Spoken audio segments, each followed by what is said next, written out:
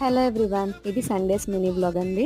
మా వారైతే తినడానికి ఏదన్నా వేడిగా చేయొచ్చు కదా అని చెప్పేసి అంటే ఏం చేయమంటారు అని అడిగితే అరటికాయలు ఉన్నాయని చెప్పాను. ఇంకెందుకు ఆలోచన అరటికాయ బజ్జీ చేసే అన్నారు. సో అందుకని ప్రిపరేషన్ స్టార్ట్ చేస్తాను అనమాట. 2 కప్స్ వరకు శనగపిండి తీసుకొని అందులో 1 టేబుల్ స్పూన్ సాల్ట్, కొద్దిగా కారము, హాఫ్ టీ స్పూన్ వరకు వంట సోడా, కొంచెం పసుపు, అలాగే వామును కూడా చేతితో స్మాష్ చేసేసుకోండి. అప్పుడు ఫ్లేవర్ బాగా పడుతుంది. కొంచెం అల్లం పేస్ట్ కూడా వేసుకొని బాగా మిక్స్ చేయాలి.